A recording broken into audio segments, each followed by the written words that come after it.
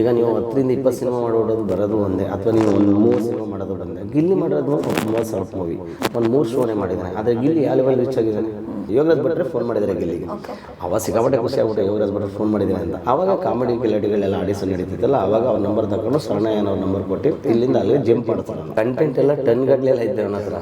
ಈಗಲೇ 1 ಮೇ ಶೋ ಆಗ್ತಾ ಐತೆ ಬಿಗ್ ಬಾಸ್, ಅದಕ್ಕೆ ಕೌಂಟರ್ ಕೊಟ್ಟರೆ ಮತ್ತೆ ಬೇರೆ ರೀತಿ ಆಗೋದು. ಈಗ ಹೊರಗಡೆ ಬಂದು ತುಂಬಾ ಜನ ಅವ್ರ ಬಗ್ಗೆ ಡಾಕ್ ಸತೀಶ್ ಅವರಿಂದ ಹಿಡಿದು ತುಂಬಾ ಜನ ಮಾತಾಡ್ತಿದ್ದಾರೆ ಗಿಲ್ಲಿ ಬಗ್ಗೆ. ಸೊ ಗಿಲ್ಲಿಗೆ ಬೈತಿರೋದನ್ನ ಕೇಳಿಸ್ಕೊಂಡಾಗ ಒಬ್ಬ ಆತ್ಮೀಯ ಸ್ನೇಹಿತನಾಗಿ ನಿಮ್ಗೆ ಎಷ್ಟು ಸಿಟ್ಟು ಬರುತ್ತೆ, ಕೋಪ ಬರುತ್ತೆ? ಯಾಕಂದ್ರೆ ಎಲ್ರಿಗೂ ರೆಸ್ಪೆಕ್ಟ್ ಮಾಡೇ ಮಾಡ್ತಾರೆ ಗಿಲ್ಲಿ. ಸೊ ಆದ್ರೂ ಕೂಡ ಅಶ್ವಿನಿ ಅವರು ಅವನ ಮೇಲೆ ಟ್ರಿಗರ್ ಆಗ್ತಾರೆ. ಅದನ್ನ ನೋಡಿದಾಗ ಹೇಗೆ ಅನ್ಸುತ್ತೆ? ನಾನು ಅನ್ಕೊಂಡಾಗ ಅಶ್ವಿನಿ ಮೇಡಮ್ ಅವರು ಒಬ್ಬರು ಲೇಡಿ. ಈಗ ನಾವು ಜೆಂಟ್ಸ್ಗೆ ಮಾತಾಡೋದೇ ಬೇರೆ, ಲೇಡಿಗೆ ಮಾತಾಡೋದೇ ಬೇರೆ. ಅವ್ನ ಬಗ್ಗೆ ಮಾತಾಡ್ತಾರೆ ಅಂದ್ರೆ ಅವರು ಯೋಚನೆ ಮಾಡಿ ಮಾತಾಡಬೇಕು. ಈಗ ನಮಗೆಲ್ಲ ರೆಸ್ಪೆಕ್ಟ್ ಸಿಗೋದು ಯಾವಾಗ ನೀನೇನು ಕೊಡ್ತೀಯ ರೆಸ್ಪೆಕ್ಟ್, ಅದು ನಮಗೆ ರಿಟರ್ನ್ ಬರೋ ಅಂಥದ್ದು. ಅದು ನಾನಲ್ಲ, ಸುಮಾರು ಜನ ಹೇಳೋದು take respect and give respect ಅಂತ ಹೇಳ್ತಾರಲ್ಲ, ಆ ಮಾತು ಸತ್ಯ. ಅದು ಅಶ್ವಿನಿ ಮೇಡಮ್ ಹೋಗೋ ತಾನೋ ಬಾರೋ ಅಂತ ಕೇಳಿದಾಗ ಎಲ್ಲರೂ ಟ್ರಿಗರ್ ಆಗೇ ಆಗ್ತಾರೆ. ಆಮೇಲೆ ಅದು ಅಂದಿನ ಸಹಿಸ್ಕೊಂಡು ಆಟ ಆಡಬೇಕು ಅನ್ನೋ ಜೈಮಾನಂದನೂ ಅಲ್ಲ. ಅವನು ನೀನೇನು ಕೊಡ್ತೀಯೋ ನಾನು ಅದನ್ನು ವಾಪಸ್ ಕೊಡ್ತೀನಿ. ಒಳ್ಳೇದು ಕೊಟ್ಟರೆ ಒಳ್ಳೇದು, ಕೆಟ್ಟದ್ದು ಕೊಟ್ಟರೆ ಕೆಟ್ಟದ್ದು, ಈ ಥರ ಕೊಡೋವಂಥದ್ದು ಗಿಲ್ಲಿ ನಟರ ಸ್ವಭಾವ.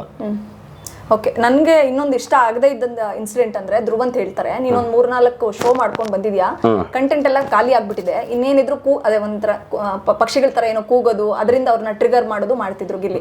ಸೊ 3-4 ಶೋ ಮಾಡಿದ್ಯಾ ಅಷ್ಟೇ, ನಾನು 40 ಅದೇನೋ ಹೇಳ್ತಿದ್ರು, ನಾನು ಆಕಾಶದಲ್ಲೆಲ್ಲೋ ಕೆಲಸ ಮಾಡ್ತಿದ್ದವನು, ನನಗೆ ಎಷ್ಟಿರ್ಬೇಡ, ಈ ತರದ್ದೆಲ್ಲ ಮಾತಾಡ್ತಿದ್ರು. ಸೊ ಕಂಟೆಂಟ್ ಖಾಲಿ ಆಗಿದೆ ಅಂತ ಅನ್ಸುತ್ತಾ? ಅಂದ್ರೆ ಗಿಲ್ಲಿ ಅವ್ರ ಹತ್ರ ಕಂಟೆಂಟ್ ಖಾಲಿ ಆಗಿದೆ ಅಂತ ನಿಮ್ಗೆ ಏನಾದ್ರು ಅನ್ಸುತ್ತೆ? ಕಂಟೆಂಟ್ ಎಲ್ಲ ಟನ್ ಗಟ್ಟಲೆಲ್ಲ ಇದ್ದೆ ಅವನ ಹತ್ರ. ಈಗಲೇ 1 ಮೇ ಶೋ ಆಗ್ತಾ ಐತೆ ಬಿಗ್ ಬಾಸ್, ಅದಕ್ಕೆ ಕೌಂಟರ್ ಕೊಟ್ಟರೆ ಮತ್ತೆ ಬೇರೆ ರೀತಿಯಾಗಿ ಹೋಗುತ್ತೆ. ಅದಕ್ಕೆ ಏನು ಮಾಡ್ಬಿಡ್ತಾನೆ, ಸರಿ ಆಯ್ತು ಅಲ್ಲಿಂದ ಬಂದ್ಮೇಲೆ ಕೌಂಟರ್ ಕೊಡ್ತಾನಲ್ಲ, ಅದನ್ನ ನೋಡಿ ಅದು ಒಂಥರ ಬುಲೆಟ್ ಥರ ಇರುತ್ತೆ ಅವ್ರಿಗೆ, ಆ ಥರ ಕೌಂಟರ್ ಕೊಡ್ತಾನೆ ಗಿಲ್ಲಿ. ಸೊ ಆ ಕೆಪಾಸಿಟಿ ಏನಿರ್ತದೆ ಅದನ್ನು ನಾನು ತುಂಬ ಹತ್ತಿರದಿಂದ ನೋಡಿದ್ದೀನಿ ಮೇಡಮ್. ಸೊ ಅಲ್ಲಿಗೆ ಆಗಿಲ್ಲ, ಯಾಕಂದರೆ ನೀನು ಕಂಟೆಂಟ್ ಕ್ರಿಯೇಟ್ ಅಂದ್ರೆ ನಮ್ಮದು 9 ಎಪಿಸೋಡ್ ನೋಡಿ ಇವತ್ತಿಗೂ ಕಂಟೆಂಟ್ ಮಾಡಬೇಕು ಅಂದರೆ ಗಿಲ್ಲಿ ನಟ ಬಂದರೆ ಅದು ಬೇರೆ ರೀತಿ ಕಂಟೆಂಟ್ ಮಾಡ್ತೀನಿ. ನಮ್ಗೆ ಅದು ಆ ಥರದ ಕೆಪಾಸಿಟಿ ಗಿಲ್ಲಿ ನಟಿಗಿದೆ, ನಮ್ಮ ಟೀಮ್ಗೆ ಹೆಂಗೆ. ಹೌದು. ಓಕೆ, ಇವ್ರ ಬಗ್ಗೆ ಒಂದು ಇಂಟ್ರೊಡಕ್ಷನ್ ಕೊಡಬೇಕು. ಅದಕ್ಕೆ ಎಕ್ಸಾಂಪಲ್ ಆಗಿ ಹನುಮಂತನ ನಾನು ತೊಗೊಳಕ್ಕೆ ಇಷ್ಟಪಡ್ತೀನಿ. ಹನುಮಂತ ಬೆಂಗಳೂರಿಗೆ ಬಂದಾಗ, ಸೊ ಬೆಂಗಳೂರಲ್ಲಿ ಆತನಿಗೆ ಯಾರೂ ಪರಿಚಯನೇ ಇರಲ್ಲ.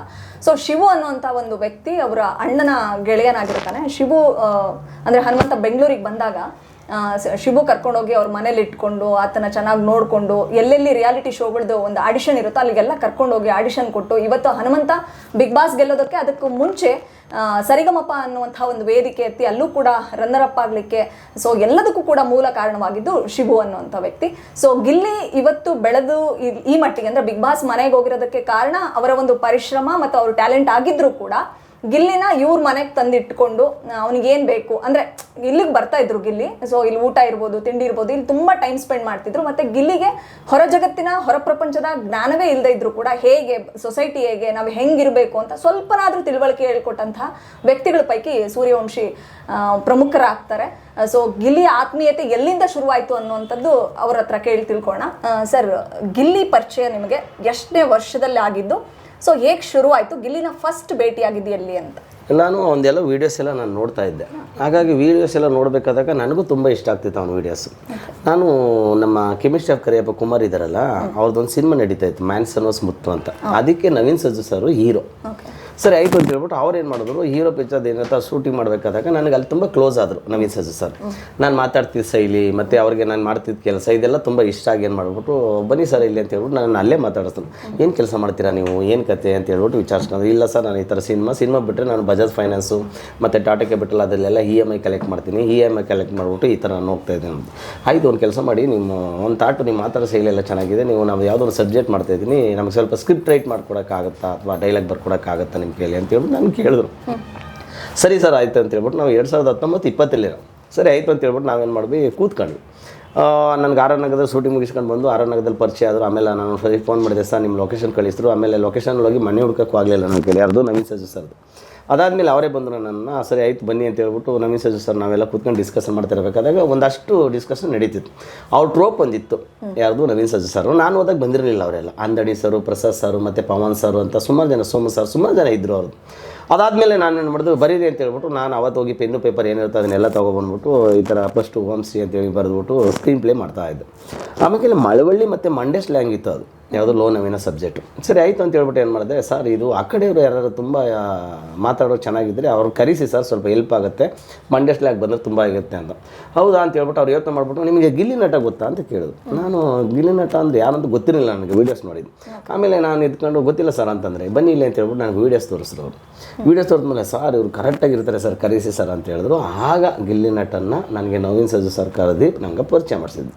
ನನ್ನ ಅವರ ಫ್ರೆಂಡ್ಶಿಪ್ ಮೂವ್ ಆಗೋ ಕಾರಣವೇ ನವೀನ್ ಸಜ್ಜು ಸರ್. ಅಲ್ಲಿಂದ ನಮ್ಮದು ಜರ್ನಿ ಸ್ಟಾರ್ಟ್ ಆಯಿತು. ಸ್ಟಾರ್ಟಿಂಗ್ ಬಂದರು, ಕೂತ್ಕೊಂಡು ಡಿಸ್ಕಷನ್ ಮಾಡ್ತಿದ್ದೆ. ಅವರು ನವೀನ್ ಸಜ್ಜು ಸರ್ ಸ್ಕ್ರಿಪ್ಟ್ಗೆ ಮಿನಿಮಮ್ ಒಂದು 2 days 4 days ಎಷ್ಟು ಬಂದಿದ್ದಾನೆ ಗೊತ್ತಿಲ್ಲ, ಅಟ್ಲೀಸ್ಟ್ ಒಂದು 3 ರಿಂದ 4 ದಿನ ಒಳಗಡೆ ಇರ್ತಾನೆ ಗಿಲ್ಲಿ ನಟ ಬಂದಿದ್ದು. ಅದಾದಮೇಲೆ ನಾನು ತುಂಬ ಹೊತ್ತು ಒಂದು 8 ರಿಂದ 9 ತಿಂಗಳು ಅವ್ರ ಜೊತೆಲಿದ್ದೆ. ಇವನು ಬಂದಿದ್ದು ಒಂದು 3 ರಿಂದ 4 ದಿನ. ಹಾಗೆ 1-2 ದಿನ ಜಾಸ್ತಿ ಏನು ಕಮ್ಯುನಿಕೇಷನ್ ಅವನಿಗೂ ನನಗೆ ಏನೂ ಇರಲಿಲ್ಲ. ಎಲ್ಲರ ಹತ್ರನೂ ನಾರ್ಮಲಾಗಿ ಮಾತಾಡ್ತಿದ್ದೆ, ಸುಮ್ಮನೆ ಸೈಲೆಂಟಾಗಿ ಕೂತಿರ್ತಿದ್ದ. ಆಮೇಲೆ ನಾನು ಅಡುಗೆ ಮಾಡ್ತಾಯಿದ್ದೆ ಅಲ್ಲೇ. ಕಾಫಿ ಟೀ ಏನಾರು ಬಂದರೆ ಸುಮಾರು ಜನ ಸತೀಶ್ ಅಣ್ಣ ಬರೋರು, ಅಲ್ಲಿಗೆ ಡಾರ್ಲಿಂಗ್ ಕೃಷ್ಣ ಸರ್, ಸುಮಾರು ಜನ ಬರೋರು ನವೀನ್ ಸಜ್ಜು ಸರ್ ಮನೆಗೆ. ಅವ್ರು ಬಂದಾಗ ಕಾಫಿ ಟೀ ಮಾಡೋದು, ಅವ್ರ ಜೊತೆ ಕೂತ್ಕೊಂಡು ಡಿಸ್ಕಷನ್ ಮಾಡೋದು, ಪ್ರೊಡ್ಯೂಸರ್ ಸರ್ ಬಂದಾಗಲೂ ಡಿಸ್ಕಷನ್ ಮಾಡೋದು, ಮತ್ತು ಕಥೆನ ರೀಡಿಂಗ್ ಕೊಡೋದು, ಇದನ್ನೆಲ್ಲ ನಾನು ಮಾಡ್ತಾಯಿದ್ದೆ. ಯಾರ ಹತ್ರ? ನವೀನ್ ಸಜ್ಜು ಸರ್ ಹತ್ರ. ಅದಾದಮೇಲೆ ಅವ್ನು ಬಂದು ಪರಿಚಯ ಪರಿಚಯ ಆದಮೇಲೆ 1-2 ದಿನ ಅವನು ನನ್ನ ಹತ್ರ ಜಾಸ್ತಿ ಮಾತಾಡೋದಿಲ್ಲ. ಮಾತಾಡ್ತಾ ನನ್ನ ಕಮ್ಯುನಿಕೇಷನ್ ಮತ್ತು ನನ್ನ ಆಕ್ಟಿವಿಟೀಸ್ ಎಲ್ಲ ತುಂಬ ಇಷ್ಟ ಆಗ್ಬಿಡ್ತು ಅವ್ರಿಗೆ. ಗಿಲ್ಲಿಗೆ ನಂಬರ್ ತೊಗೊಂಡು ಅವನು, ಸರ್ ಹಿಂಗಿದೆ ಅಂತ ಹೇಳ್ಬಿಟ್ಟು ನಂಬರ್ ತೊಗೊಂಡು, ಸರ್ ನೀವು ಮಾತಾಡೋ ಶೈಲಿ ಮತ್ತು ನೀವು ಮಾತಾಡ್ತಿರೋದು ನನಗೆ, ನೀವು ಡೈಲಾಗ್ ಬರೆಯೋದು, ಡೈಲಾಗ್ ಮಾತಾಡೋದು ತುಂಬ ಇಷ್ಟ ಆಗುತ್ತೆ ಸರ್ ಅಂತ ಕಮ್ಯುನಿಕೇಷನ್ ಏನಾದ್ರು ಮಾಡಿದೆ. ಒಂದಿನ ಯಾವುದೋ ಒಂದು ಸೀಕ್ವೆನ್ಸ್ ನಡೀತಾ ಇತ್ತು ಅಲ್ಲಿ, ಒಂದು ಕಾಮಿಡಿ ಸಬ್ಜೆಕ್ಟ್ಗೆ ಒಂದು ಕಾಮಿಡಿ ಡೈಲಾಗ್ ಬೇಕು ಅಂತ ಹೇಳ್ಬಿಟ್ಟು ನಾನು ಇದ್ಕೊಂಡು ಅಂದಣಿ ಸರ್ ಅಂತ ಇದ್ರು ಒಬ್ಬರು. ಅವ್ರು ಅಂದಣಿ ಸರ್ ಅವರು ಒಂದು ಡೈಲಾಗ್ ಕೇಳಿದ್ರು, ಏನೋ ಒಂದು ಡೈಲಾಗ್ನ. ಸರಿ ನಾನು ಇದ್ಕೊಂಡು ಅವರು ಸಿಂಪಲಾಗಿ ನಾರ್ಮಲಾಗಿ ನಕ್ಕೋರು. ನಾನು ಅಂದಣಿ ಸರ್ಗೆ ಒಂದು ಕೌಂಟ್ರ್ ಕೊಟ್ಟೆ. ಅವ್ರು ನನ್ನನ್ನು ಫೂಲ್ ಮಾಡಬೇಕು ಅಂತ ಅಂದ್ಕೊಂಡ್ರು, ನಾನು ಅವ್ರಿಗೆ ಕೌಂಟ್ರ್ ಕೊಟ್ಟೆ. ಅದು ಸಿಕ್ಕಾಪಟ್ಟೆ ವೈರಲ್ ಆಗ್ಬಿಡ್ತು ಆ ಡೈಲಾಗ್. ಅದನ್ನು ನೆಕ್ಸ್ಟು ಅವನು ಪಿಒಟ್ ಅಂತ ಒಂದು ಸಬ್ಜೆಕ್ಟ್ ಮಾಡ್ತಾ ಇದ್ದ, ರೋಡಲ್ಲಿ ಕೂತ್ಕೊಂಡು ನೋಡೈತಂತು. ಸರ್ ಇದು ಆ ಡೈಲಾಗ್ ಇಲ್ಲಿ ಪಂಚಿಂಗ್ ಬರುತ್ತೆ ಸರ್, ಇಲ್ಲಿ ಯೂಸ್ ಮಾಡ್ಬೋಣ ಅಂತ ಹೇಳ್ಬಿಟ್ಟು ಅಲ್ಲೇ ಆ ಡೈಲಾಗ್ನ ಯೂಸ್ ಮಾಡ್ದೆ. ಅದು ವೈರಲ್ ಆಯಿತು ಅಂತ ಹೇಳಿದ್ರೆ ಹಂಗೆ ವೈರಲ್ ಆಗಲಿಲ್ಲ, ಏನು ಎಲ್ಲ ಕಡೆ ನೋಡಿದ್ರೆ ಅದೇ ವೈರಲ್ ಆಗೋಯ್ತು.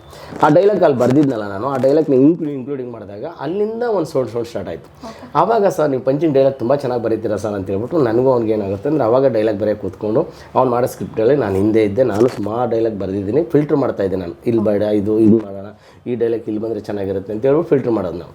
ಅಲ್ಲಿವರೆಗೂ ಗಿಲ್ಲಿ ಮುಂಚೆ ಅಂದರೆ ನಲ್ಲಿ ಮುಳೆ ಆಗಿರ್ಬೋದು, ರಾಮಾಚಾರಿ ಮಾರ್ಗರೇಟ್ ಅಂತ ಒಂದು ಮಾಡಿದ್ರು ಶಾರ್ಟ್ ಫಿಲ್ಮ್, ಅದಾಗಿರ್ಬೋದು, ನಮ್ಗೆಲ್ಲ ಯಾರು ಬೀಳ್ತಾರೆ ಅಂತ ಯಾವುದೋ ಒಂದು ಮಾಡಿದ್ರು ಶಾರ್ಟ್ ಫಿಲ್ಮ್, ಅದೆಲ್ಲ ಮೊದಲು ಆಗಿತ್ತಾ?